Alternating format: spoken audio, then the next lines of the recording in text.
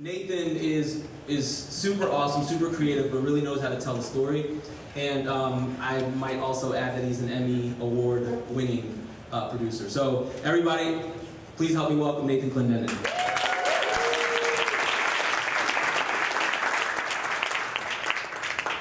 Thanks, everyone.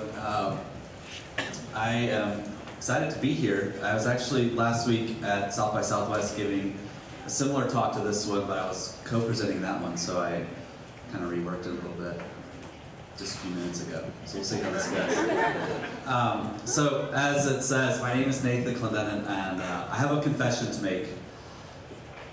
I have a serious addiction. It's really bad.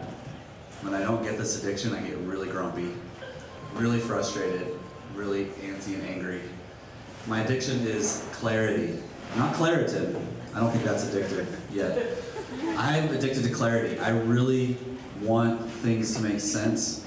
I think I'm self-diagnosed, partially dyslexic, so I have a harder time, with numbers and things like that. So I'm always searching for clarity, and that's going to be relevant to what we're talking about today. As Philippe mentioned, we're a storytelling firm. We've won some awards doing that. But what we're excited about is telling stories that help reshape your perception of what's happening in the world. We see so much around us that's doom and gloom, and it's all, at least some of it, is real. But that changes how we view the world. And so we want to help change that by sharing stories of exciting and redemptive and hopeful things that are going on in the world. So with that confession, with that caveat, I want to walk us through a little bit here. So our brains are tired.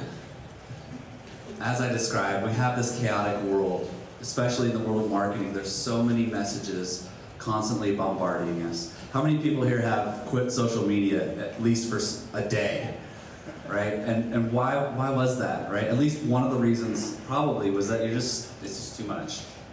Maybe it was too much drama, maybe you got into too many arguments, whatever it is, it's just too much, it's overwhelming.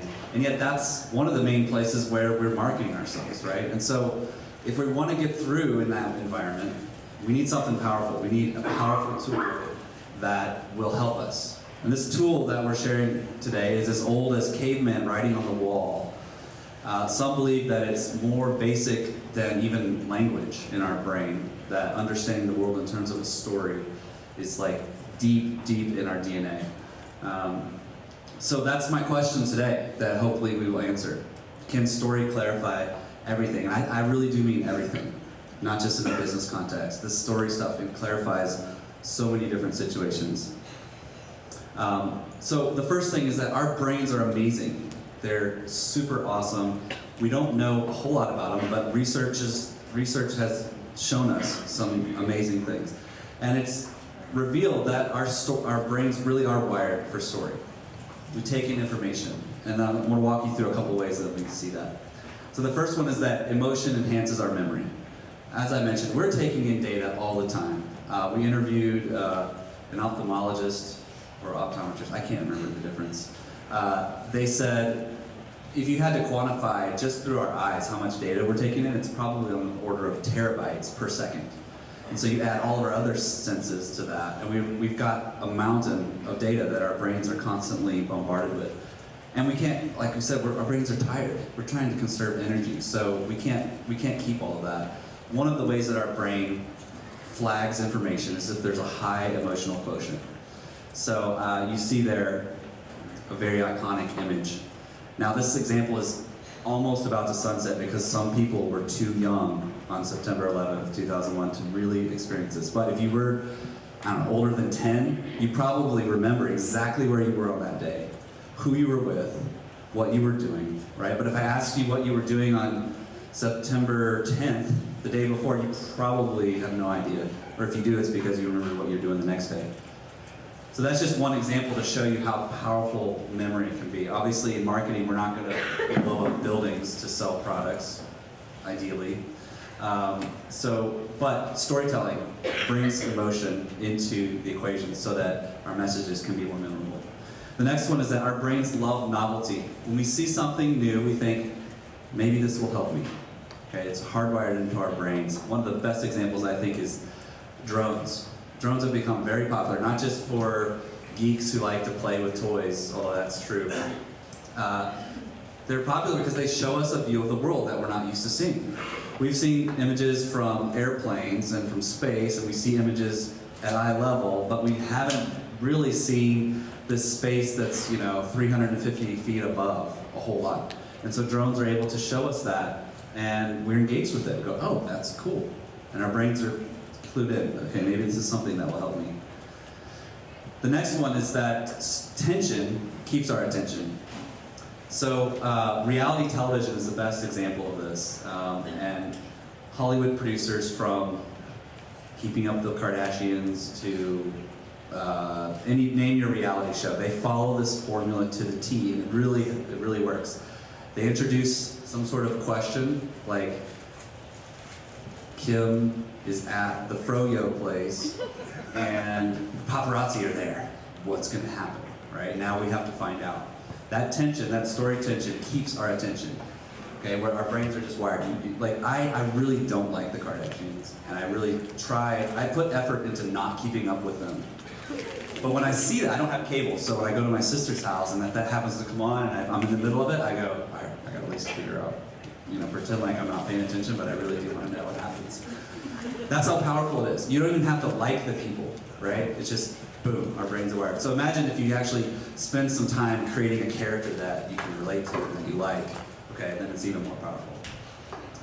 The next one is really interesting. So, and this, by the way, all of this, I have all the citations here. I can send you all the references. These articles are super scholarly, hard to read, but for me, who's halfway dyslexic, but very interesting stuff, okay, and I'm happy to provide that. This one is about oxytocin. Okay, this is the chemical in our brains that's responsible for us feeling happy, they call it the moral chemical. It leads to altruistic actions. It's also, just side note, we have one of our newest StoryDriven members who, how many months? 2 months old? Right here, Renly. When you hold a baby, that's also the same chemical, especially for women. When you hold a baby, you feel amazing. That's the same chemical, oxytocin, at work. So our brains are wired to have empathy for others. If I yawn, or even suggest yawning, about half of you are probably going to yawn. Okay, that's just like, we have this empathy thing built in. And story also builds empathy, which then releases oxytocin, which then helps your audience have more altruistic actions, like supporting your cause, funding your startup, supporting your cause by buying your product and supporting your mission in that. Okay, so this is down to like brain science, chemical release stuff. The final thing, which I think is really fascinating, is that as I'm telling you a story, I woke up this morning, I did this, as I'm telling you a story, our brains begin to sync up. Like if you put sensors on both of our brains and all of our brains and you saw the readouts, your brain would be in sync with about 1 second behind mine. Same wave, same wavelength. Now if that's not powerful, I don't know what is, right? So, are you convinced? Is anyone convinced that storytelling is powerful? Does anybody think that before maybe like, okay, that's kind of cute, but what does that have to do with actually selling stuff? Right? Okay, you already knew everything about story? I can go home. So I wanted to just show an example, right? Because we're visual storytellers. The proof is in actually seeing it. But I didn't want to just like bombard you with a video. I wanted to share with you. So first, at StoryDriven, we tell 3 kinds of stories. Human stories, and that's a story that follows a human's journey, right? Their desires, their ups and downs are what make the story interesting. We do product stories, which kind of tell you, we use the idea of showing the status quo and what could be with this new product. And then company stories, and those could be anything from recruiting, so you're talking about your culture and how awesome it is to work for you, and you're relating to the people who you want to hire and why they might want to work with you, or your vision casting type video, or your origin story. There's lots of examples there. But I wanted to give you a choice, okay? So we're going to do this by raising of hands. Do you want to watch a product story, which incidentally involves one of the AU companies? It's not for the AU company, but the AU company helped develop this product. Okay, raise your hands for product story. Okay, that's about 10, maybe 8. We can see a company story, which is really kind of a human story hybrid. Company story, okay, more, that's more. And then a human story, which is about a nurse who is a flight respiratory therapist. She flies in helicopters. For those people who like action movies, that's probably the one. Okay, all right, we have to do a revote between the last two. And we're gonna do this one by level of cheers. I have a decibel meter in my pocket, not really. All right, for company human story, which is a local company called Innovata.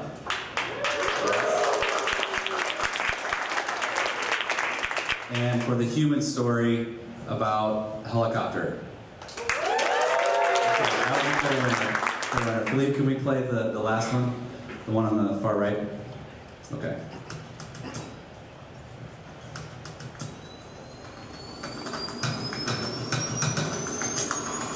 When I say that I'm a flight therapist or a transfer respiratory therapist, you know, people look at you like, so you're a therapist? So you're a nurse? Oh, so you're an EMT? Yeah, well, yeah, I am that too, but so we kind of do a little bit of everything.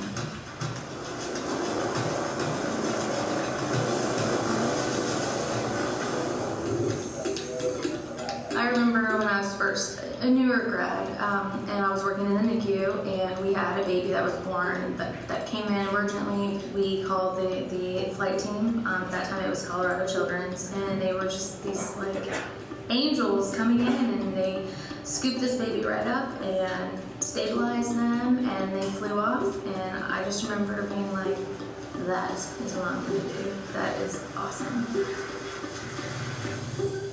Everything pediatric is weight-based. So as soon as I know how much that baby weighs, that pediatric patient weighs, the nurse and I we have paper out and we are calculating medications. I'm calculating what size breathing tube I'm going to put in, where I'm going to put it.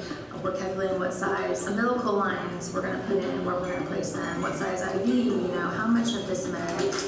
Pretty much anything that you would need in a setting that would be either in a ground ambulance, a helicopter, or a Learjet, we carry with us. So we have a nurse bag and a respiratory bag, and they are our Bible essentially. They go everywhere with us. Every single piece of teeny equipment to medications, everything comes with us. Our biggest goal is to get in there, figure out what we need to do, and get out as soon as possible. It's part of going in, being calm, knowing what you're doing, knowing that you prep that flight out there.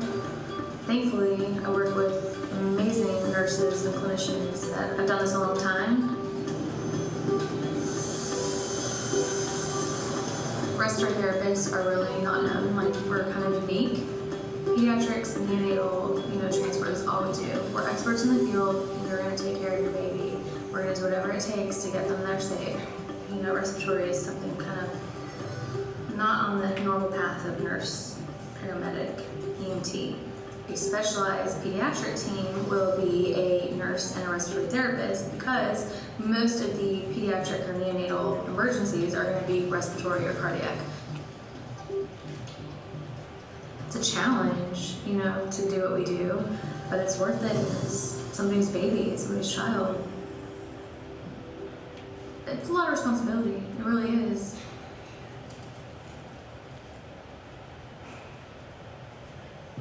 Okay. So,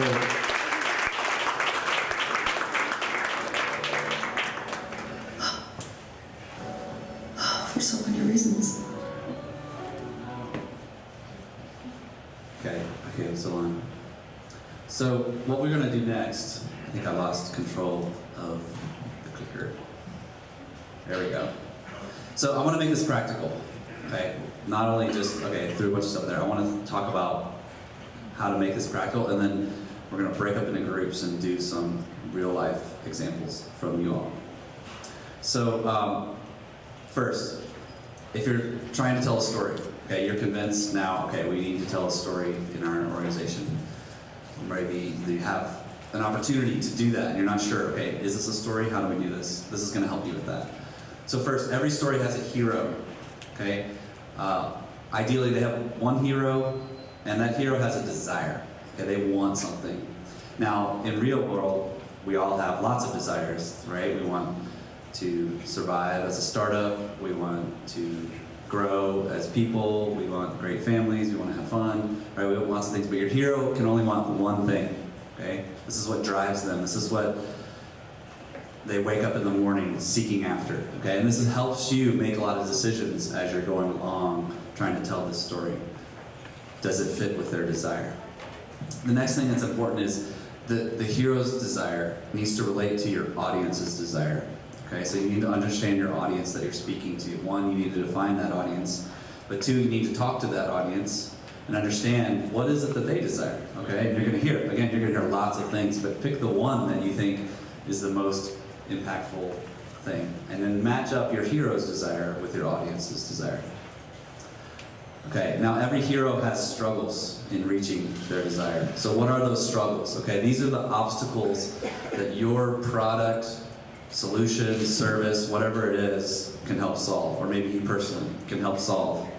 Okay, name those struggles. What are they? There's external struggles. In this case, getting through the rain. Maybe these people are trying to, the person on the back has life-saving medication for someone across town, but they can't get there. The roads are flooded. I just made that up, right? So we have external struggles, but even more importantly, we have internal struggles. The kind of things, questions like, am I good enough? Do I have what it takes? Can I save the day? Do I have what it takes? So think about those two, right? And you want to spell these out for your hero. What are their struggles? And again, you want to relate these to your audience's struggle. But that struggle leads to transformation. So as we struggle along, we start to conquer some of these things, we reach success or failure. But we're changed by that. So in what ways will your hero be different from the beginning to the end? After they've interacted with your product or service, what is different about them? What does success look like? Describe that. Okay, what is their role? And use emotional terms. Okay, what does that look like?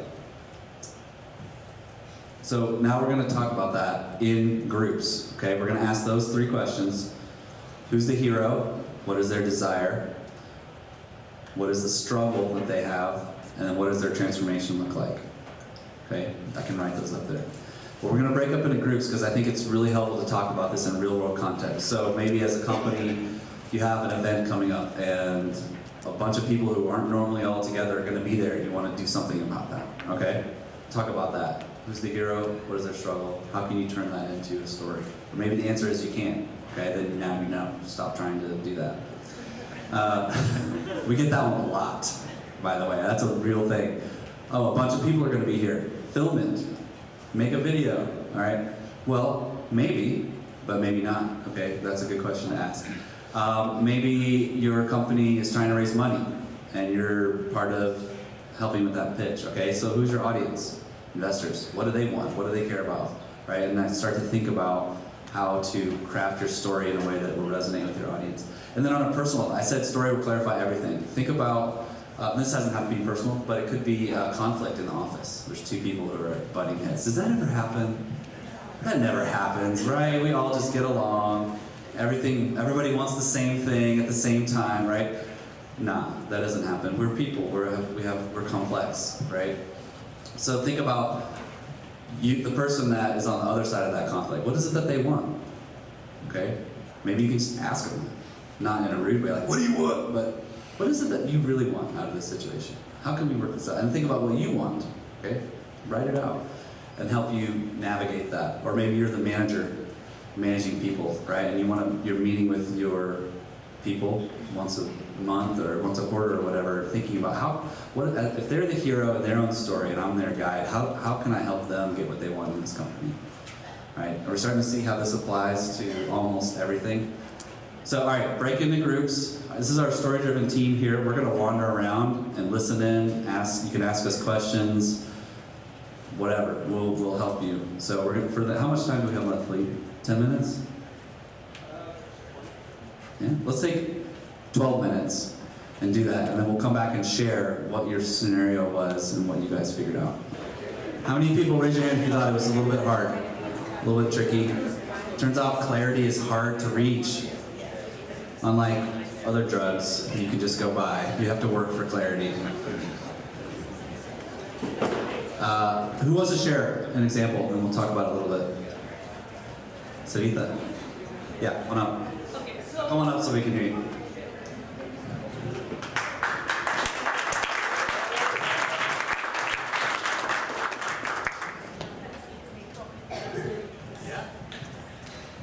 hello everyone. I'm Savita, and I have a company called Aurora Global that I operate out of American Underground.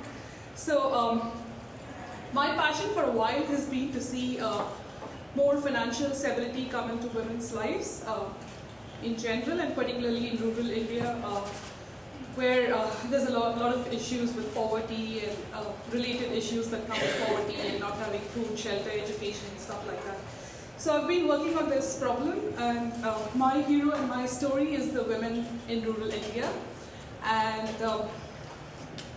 the struggles they face are not having access to opportunity, not having access to finance, a lot of issues that come with it, with domestic violence and stuff like that, and I've been trying to find solutions for it. So recently at Aurora, we set up South India's first all-women solar production center, and we taught women how to produce solar products and light up the community. What Aurora does is a social enterprise that provides renewable energy in developing countries, but we're using all-women force to change that. So now with financial stability, women have a lot more independence and freedom to do what they want in their community. So they have independent lives, as well as they become community leaders to change the whole community. Last week, they actually went and bought high-speed internet into the villages so that I can start training them from here, and I'm able to bring resources and renewable energy from different parts of US to them and things like that. So, so the women in rural India are my story, and I think making them independent is the struggle that we've been trying to fight.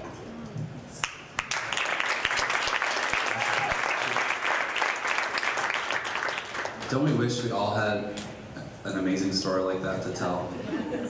That's so an awesome hero who really wants something. Not all of us have stories that are that clear, but I think we can get them that clear. Who has one that was maybe a little tricky? Right over here. Come on